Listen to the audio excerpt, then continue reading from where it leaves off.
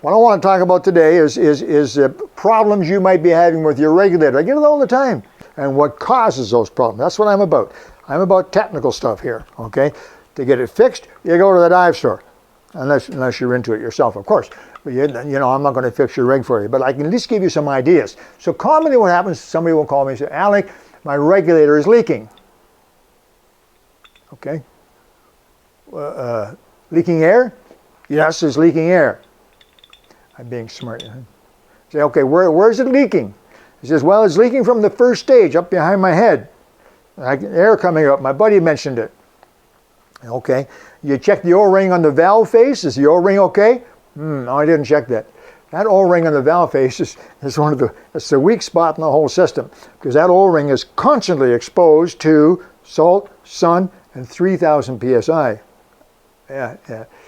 It's a good O-ring, but you know, every 3 months you got to change them. And if you're down south in a rental place, you just look around at the 15 guys you're diving with, all using rental gear. 7 will have a stream of bubbles coming up on the valve. They don't change them very often. So check that. Yeah, I changed the O-ring. I made sure it was clean in there. I put a new O-ring in and it's still leaking. It's coming right out of the first stage.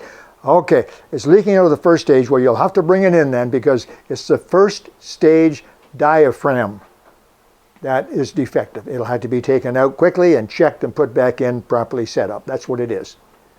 So if you have a leak from the first stage, it's usually, hey, there's all kinds of other things it could be, but generally the most common problem is the first stage diaphragm is leaking. So, phone rings. Alec, hi, it's Bob. My regulator is leaking. I said, okay, leaking air? Yeah. I say, where's it leaking from? Well, it comes out of the first stage. It's coming out of the mouthpiece of the first stage. Or the second stage, sorry, the second stage. I say, okay, have you put it in the water? Oh, yes, yeah. Have you pushed the Peirce button a few times? Yes, still leaks? Yeah, it stops for a second, but then it starts almost right away. Okay, well, you'll have to bring it in because it's the first stage high pressure seat. I know what it is, all right. Again, it could be several things, but 90% of the time it's going to be the first stage high pressure seat. So the first stage needs an overhaul. How do I know those things? Well, because when those things are defective, that's what happens. If the first stage is leaking itself, it can only get out of the first stage past the diaphragm. There's no other exit. So it has to be the diaphragm. If the second stage is free-flowing, that means that the intermediate pressure is climbing.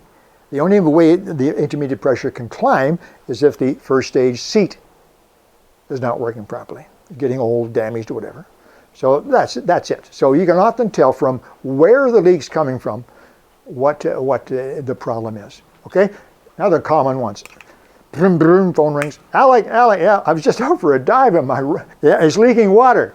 What do you mean it's leaking water? I mean, there's water in the regulator, and when I suck in, I get water. I said, well, you're scuba diving, you're supposed to get water. No, I said, okay, so where it's coming into your mouthpiece when you suck in? Yeah, I get a little spray of water every time I breathe in. It tickles the back of my throat, makes me cough. I said, okay, and now is this when you're swimming upright? Normal? Yeah, it is. Okay, well, it's a diaphragm. Bring it in, I can fix that in a few minutes. I know what it is.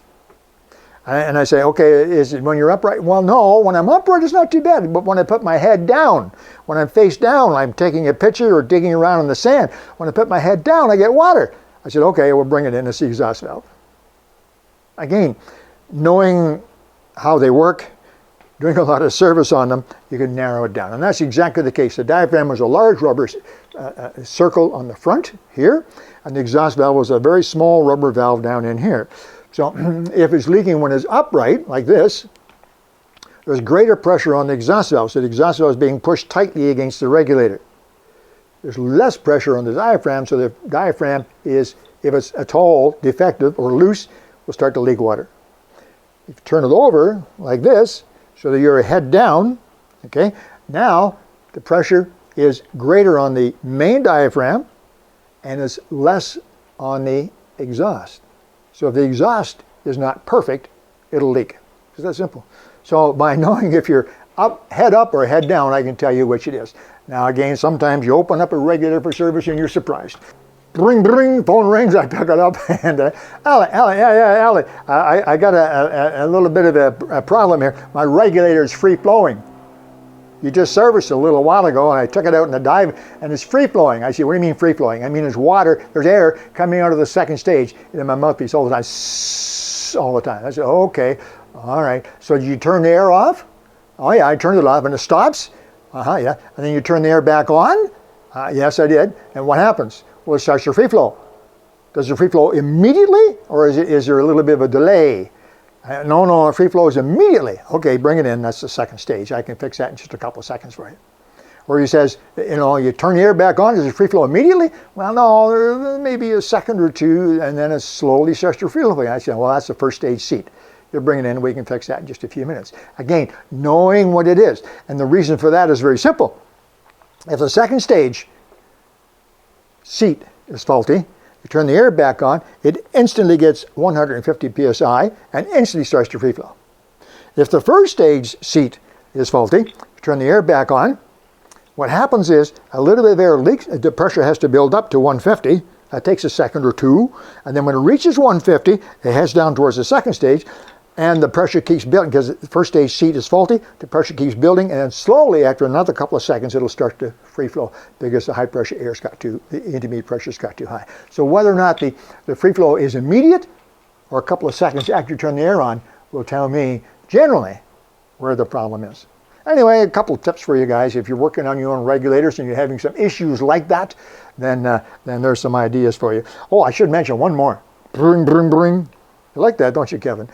Alec, yeah, you got to help me. My reg, you just serviced it. It's really, really hard to breathe. I was okay. I jumped in. I was at the surface, and I was down to about 10 or 15 feet. It was fine. And then it was a deep dive. We got down to 60, 65 feet, maybe a bit more, maybe about 70 feet thereabouts. It was getting hard to breathe. I said, all right, yeah, I know what that is. Bring it on in. It's fine at the surface. Oh, it breathes great at the surface, Alec, but it's hard when it gets way down. Well, the reason for that often is that the filter, somehow or other, has got something jammed in it. The filter has got dirty, so that air can't get through it easily. When you're at the surface, it has 3,000 psi pushing air through the filter, and it goes through. And at the surface, there's not much volume. You're at the surface. The pressure is low. There's not much volume. You take a breath of air, you draw a liter, shall we say.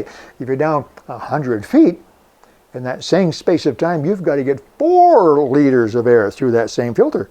If the filter isn't perfect, it won't let the air through.